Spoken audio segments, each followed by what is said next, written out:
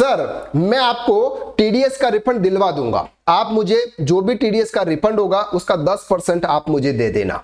ऐसा मार्केट में बहुत चल रहा है।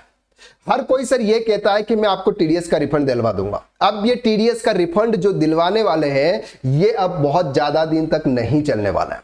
अब इनकम टैक्स की रेट टैक्स पेयर के ऊपर ना होके टैक्स प्रोफेशनल पर हो रही है, यानी कि जो इनकम टैक्स रिटर्न फाइल कर रहे हैं उनके ऊपर रेट बन रही है और वो ये पूछ रहे हैं कि सर आपने उनका जो टीडीएस रिफंड करवा रहे थे तो किस केस में आप करवा रहे हो। अब मार्केट में क्या हो रहा है सर, ध्यान से समझना। बहुत सारे ऐसे पर्सन हैं जो ये बोलते हैं कि हम आपका टीडीएस रिफंड करवा देंगे। अब सर वो टीडीएस रिफंड कैसे करवाते हैं, वो बोगस डिडक्शन क्लेम करते हैं, जो डिडक्शंस जो इन्वेस्टमेंट क्लाइंट ने किए ही नहीं है, जो ऐसे डिडक्शंस वो लेते हैं जो क्लाइंट जानता ही नहीं है। ऐसे डिडक्शन इनकम टैक्स रिटर्न के अंदर कर देते हैं और फिर उनका टैक्स पेबल कम आ जाता है और रिफंड के लिए अप्लाई कर देते हैं। और किस किस केसेस में इनकम टैक्स डिपार्टमेंट रिफंड भी कर देता है। अब ऐसे केसेस में 10% अपने पास में रख ले, बाकी का पैसा सर क्लाइंट के पास में जमा हो जाता है। तो ऐसे पर्संस पर अब इनकम टैक्स की रेट पड़ रही है। तो अगर आप भी एक टैक्स प्रोफेशनल है, आप एक टैक्स कंसल्टेंट है या फिर अगर आप एक चार्टर्ड अकाउंटेंट है और आप भी अगर ऐसे काम कर रहे हैं, बोगस डिडक्शन क्लेम करके अगर आप किसी का रिफंड दिलवाने की कोशिश कर रहे हैं तो हो जाए सावधान।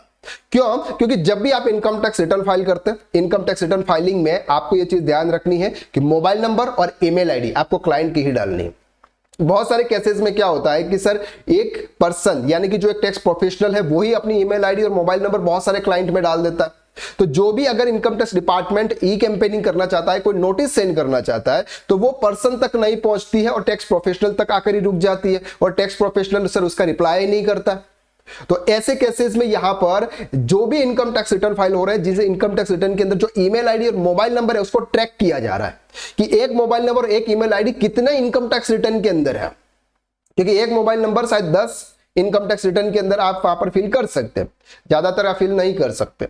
लेकिन आपको ये चीजें ध्यान रखनी है कि अगर आप भी इनकम टैक्स रिटर्न फाइल कर रहे हैं तो आपको बोगस डिडक्शन क्लेम नहीं करना है।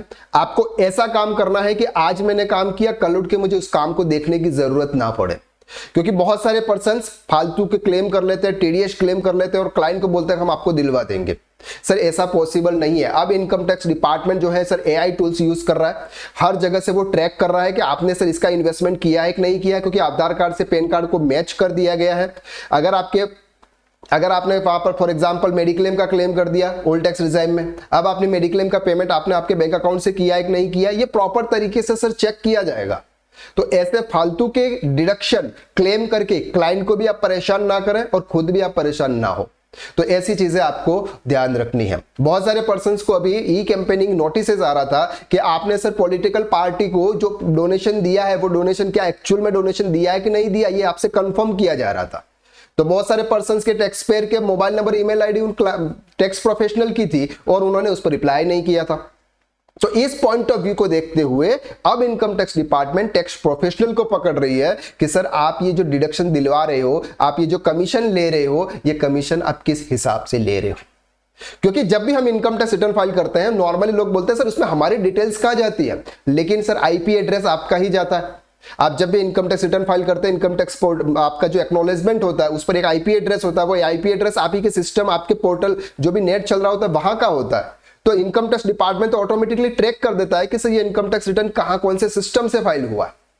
तो आप क्या समझते हो कि सर हमको पता ही, मतलब इनकम टैक्स डिपार्टमेंट को पता ही नहीं चलेगा कि ये इनकम टैक्स रिटर्न किसने फाइल किया। एक पर्सन आया कि सर मुझे ITR 2 फाइल करवाना है। मैंने बोला ठीक है सर कर देंगे। अब उन्होंने बोला सर 500 रुपए में कर देंगे क्या? मैंने बोला नहीं सर 500 रुपए में नहीं, 2000 रुपए लगेंगे। तो बोला सर कोई दूसरा पर्सन है वो 500 रुपए में कर रहा है। मैंने बोला सर हाथ जोड़ के आप उन्हीं से करवा लीजिए। तो ऐसा मार्केट में चल रहा है सर, बहुत कम पैसे लेके टीडीएस का रिफंड दिलवा दूंगा, मैं ऐसा करवा दूंगा, मैं ये कर दूंगा, मैं वो कर दूंगा करके क्लाइंट को एक बार खींच लेते हैं। फिर टीडीएस रिफंड करवाने के लिए टीडीएस रिफंड के लिए अप्लाई कर देते हैं और जब टीडीएस रिफंड नहीं आता है या फिर कुछ भी इश्यूज आते हैं फिर क्लाइंट के हिसाब से वो बात करते हैं सर ऐसा हुआ था, ये हुआ था, वो हुआ था।